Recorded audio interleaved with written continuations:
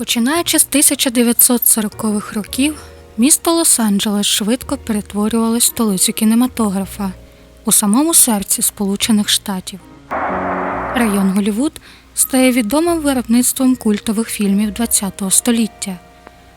Голлівуд відкрив глядачам таких відомих акторів, як Кларк Кейбл, Кетрін Гепберн, Джеймс Дін, Вів'єн Лі та інші. Але за гламурним сяйвом кінозірок існувало темне і небезпечне підчерев'я цього грішного міста. Знакові місця, такі як Сансет-стріп, Голлівудський бульвар, а також інші райони Лос-Анджелеса, швидко ставали відомими завдяки скандалам знаменитостей, корупції в поліції, підпільним азартним іграм, розпусті, організованій злочинності та вбивствам. Все це сприяло тому, що місто Янголів швидко стало відомим як місто гріхів. Одні із найсенсаційніших та досі не розкритих злочинів були скоєні на вулицях найбільшого міста Каліфорнії. Репортери того періоду мали звичку називати особливо жахливі злочини гучними назвами. Символом темної сторони міста Лос-Анджелес стала справа Елізабет Шорт. Їй дадуть назву «Вбивство Чорної Жоржини». Ще одне вбивство – льотчиці 1947 року отримало гучний заголовок «Вбивство з червоної помади». Вночі вулиці Лос-Анджелеса були небезпечним місцем для молодої жінки. Протягом 8 років майже 20 жінок постраждали від жорстоких нападів, більшість з яких були скоєні за схожих обставин. Всі постраждалі – красиві жінки, чиє життя було обірване невідомим божевільним, якому вдалося розчинитись вночі, щоб ніколи не бути розкритим. Вбивство Елізабет Шорт у січні 1947 року безумовно шокувало націю. Все ще не оговтавшись від новин, жителі Лос-Анджелеса отримали нову звістку. Близько 8 ранку, 10 лютого 1947 року, будівельник Г'ю Шелбі йшов на роботу, коли помітив серед бур'янів у полі щось схоже на купу жіночого одягу. Коли Шелбі підняв пальто з хутряним коміром, знайшов під ним тіло незнайомки, яка була роздягнена та жорстоко побита. Незнайомка пережила страшну кончину. Її череп був розтрощений тупим металевим предметом, швидше за все, терцевим ключем. Але не це стало причиною загибелі. Після того, як нападник побив жінку, він продовжив завдавати їй болю. Він топтався по непритомному тілу жертви, доки та не зробила свій останній подих. Прибувши на місце злочину, поліція оглянула тіло жінки. Воно було вкрите порізами та синцями. Жінка повільно стекла кров'ю ще до того, як була знайдена. Здавалось, принизити покійну було більше неможливо, але злочинець виявився дійсно психопатом. В момент того, як жінка робила останні подихи, незнайомець вийняв червону помаду з її сумочки та залишив послання на її тілі. Fuck you, PD. Пізніше через помилку репортерів літери PD будуть замінені на BD, що означало імовірне посилання до справи Елізабет Шорт – Чорної Жоржини. The Los Angeles, California Police Department. The unsolved murder of Elizabeth Short. The Black Dahlia. Про те, що ці два епізоди були пов'язані між собою, говорили багато. Але повідомлення на тілі були, швидше за все, знущанням з поліції Лос-Анджелеса і аж ніяк не посиланням на Елізабет Шорт. Стрижнем корупції в поліції був начальник поліції Джеймс «Два стволи» Девіс. Він і його друзі з мерії подбали про те, щоб Лос-Анджелес залишався в безпеці в обмін на хабарі та підкуп.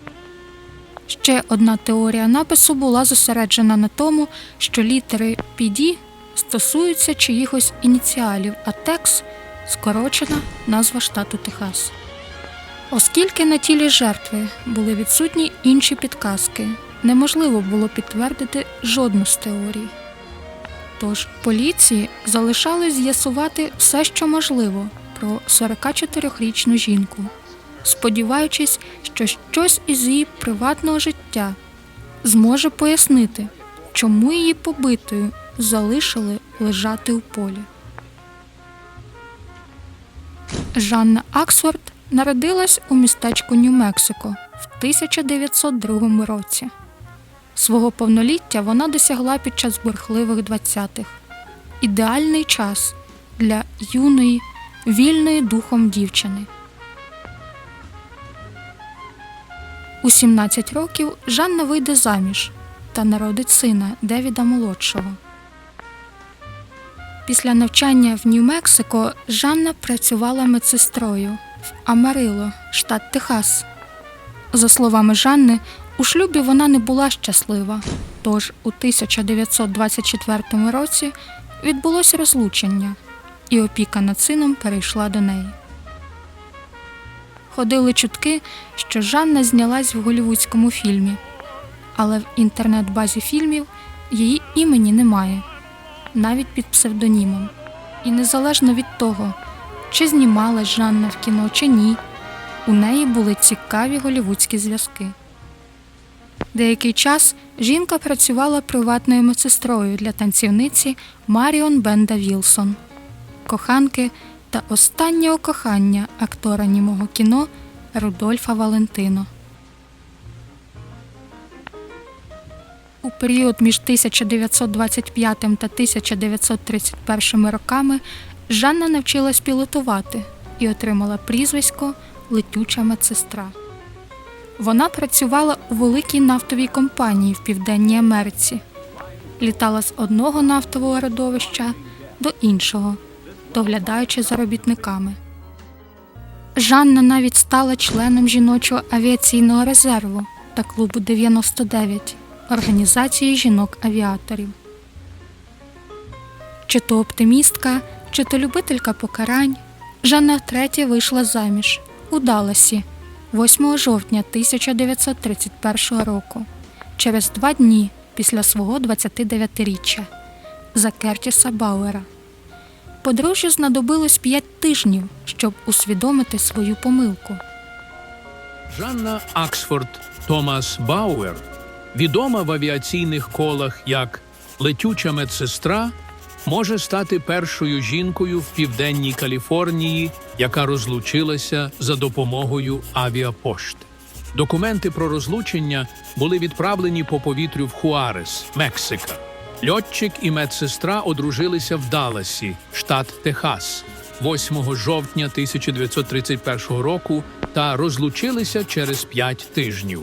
Позов подається відповідно до нового закону, який набув чинності в Мексиці, згідно з яким ні позивач, ні відповідач не зобов'язані з'явитися до суду.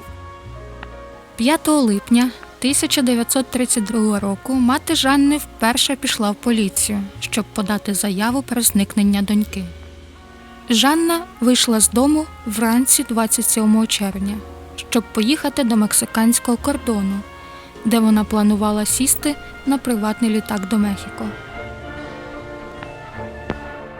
Через тиждень після повідомлення про зникнення Жанна особисто надіслала телеграму матері з Мехіко.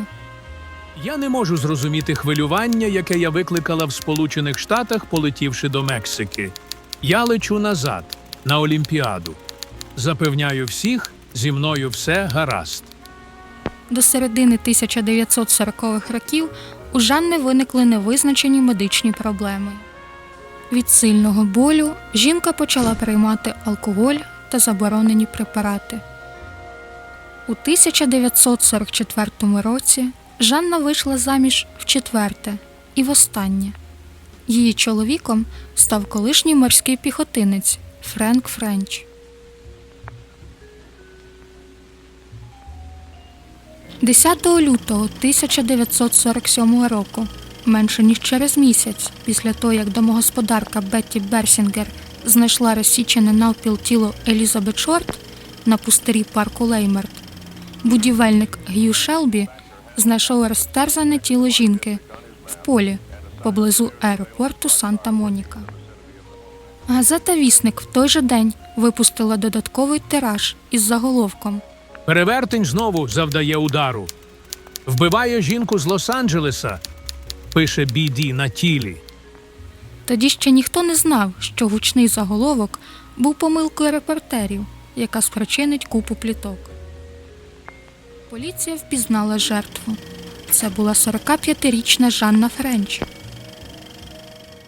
Тіло колишньої акторки було знайдене в пустельній місцевості, відомій як Маври. Жінку жорстоко затоптали. На її обличчі та грудях залишились відбитки каблука чоловічого взуття.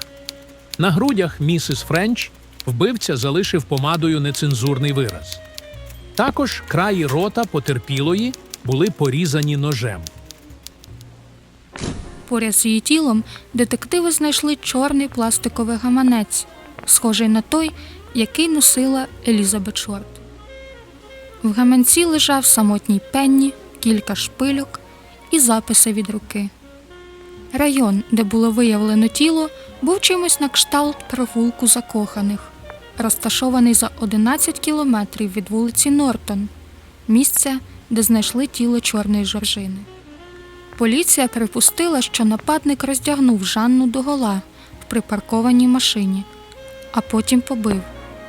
Він ударив її кілька разів після того, як вона, похитуючись, вийшла з автомобіля.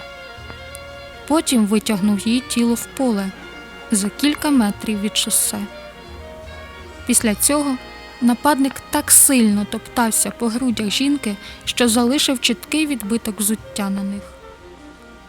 Під кінець він накинув на бідолашну її одяг – пудрово-блакитне пальто з оздобленням песцем і бордову сукню.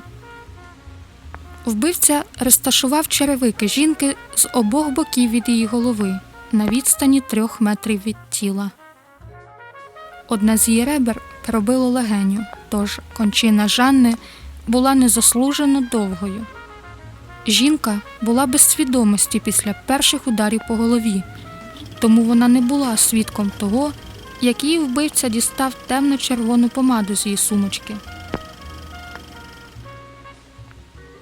Детективам вдалося дізнатись, що у ніч перед кончиною Жанна відвідала свого колишнього чоловіка, Френка, в його квартирі, де у них відбувся словесний конфлікт. Під кінець, вдаривши колишнього чоловіка сумочкою, жінка поспішила піти геть. Також у відділок поліції на допит прийшов 25-річний син Жанни, Девід-молодший. Вийшовши з відділку, він уперше побачив свого відчима, після того, як дізнався про кончину матері. Девід зіткнувся з Френком і сказав: «Ну, я сказав їм правду. Якщо ти винен, то є Бог на небі, який подбає про тебе». Сусіди знали Жанну як пияку, що любить проводити час на вечірках. Гучна, непристойна, безладна. Жанну часто бачили серед грубого натовпу. Знайомі чоловіки користались нею. Вона залицялась до небезпеки і, за словами колишнього чоловіка, нічого і нікого не боялась. Не дивлячись на заяву про невинуватість, поліція засудила Френка за вбивство. 47-річний колишній сержант морської піхоти вже був заарештований раніше за жорстоке побиття Жанни, в результаті якого жінка отримала чорні синці під очима та зламану руку. Тож цього разу детективи були впевнені, що поганця знайдено. Пізніше поліції довелось звільнити Френка з-під варти. Його орендодавиця підтвердила, що він був у своїй квартирі під час скоєного злочину. Також відбитки взуття чоловіка не збігалися з тими, що були знайдені на грудях Жанни. Слідчі відділу вбивств визнали, що Френк Френч, 50-річний авіаконструктор і колишній морський піхотинець, швидко став холодним, підозрюваним у жорстокому вбивстві своєї дружини, місіс Жанни Френч.